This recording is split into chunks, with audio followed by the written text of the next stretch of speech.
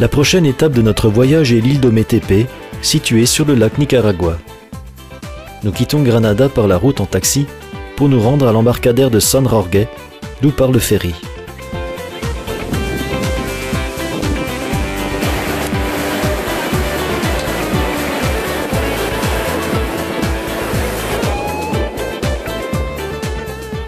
La traversée du lac est quelque peu mouvementée.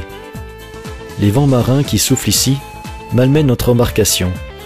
Telle une coquille de noix, le ferry tangue, danse, tournicote. On ne sait plus très bien.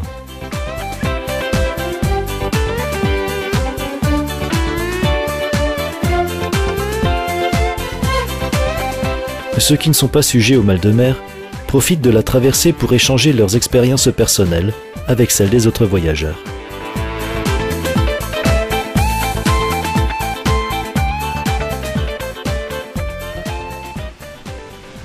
Ometepe est la plus grande île entourée d'eau douce du monde. Elle est composée de 2 volcans, 1400 et 1600 mètres d'altitude, rattachés par un isthme étroit. En langue nahuatl, Ome signifie 2 et Tepe colline. Beaucoup d'autres lieux de l'île ont d'ailleurs conservé des noms nahuatl.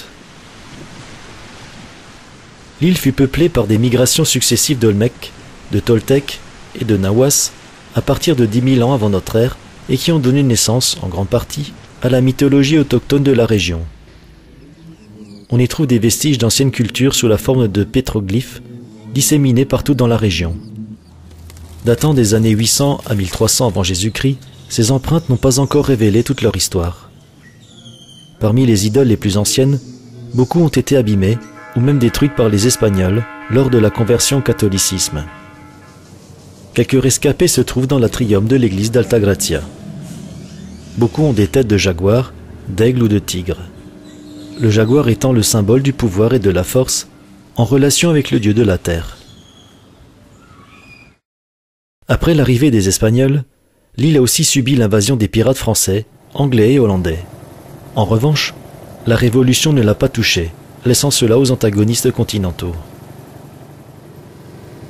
En 1995, cette île de 35 000 habitants fut classée réserve naturelle et patrimoine culturel national.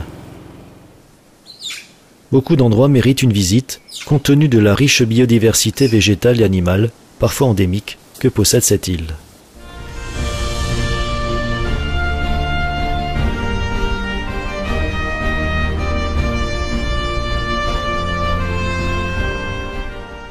Premier endroit incontournable de l'île, la cascade de San Ramon, une chute d'eau magnifique de 50 mètres qui s'étire sur les rochers moussus du versant sud du volcan Madeiras.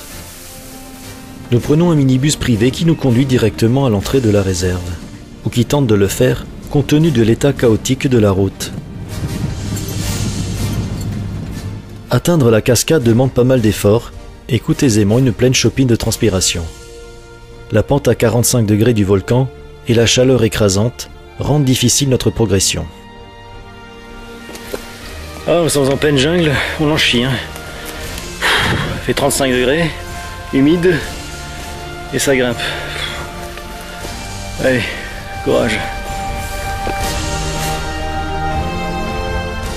Au-delà de l'effort, l'expédition à travers la jungle dense est un véritable régal, parsemé de découvertes et de rencontres de la faune et de la flore tropicale. Une grande variété d'oiseaux et autres insectes, ainsi que les singes hurleurs, vivent dans cette région.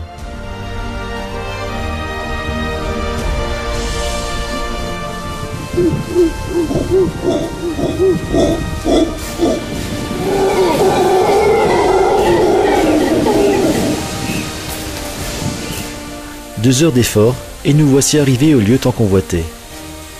Nous apprécions grandement la fraîcheur des embruns des eaux cristallines de la cascade.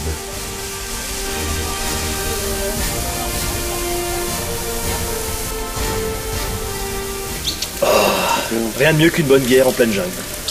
Et surtout c'est de la Gallo, elle est extra celle-là. Il n'y a pas d'étiquette ici là. La meilleure, locale.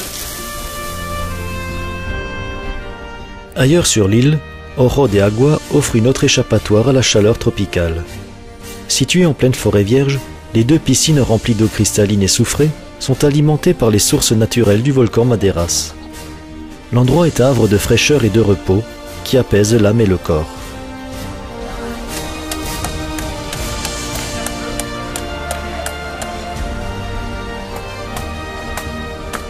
Un dernier effort et nous voici presque parvenus au sommet du volcan. 1000 mètres de dénivelé nous séparent des rives du lac. La chaleur écrasante a cédé sa place à la fraîcheur et au vent vivifiant des hauteurs. La vue panoramique du lac Nicaragua offre un spectacle magnifique.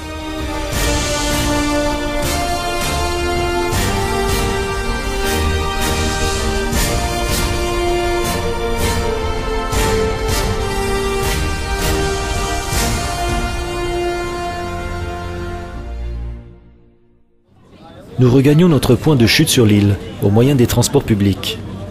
Nous goûtons ainsi au charme des bus de la ligne régulière qui fait le tour de l'île.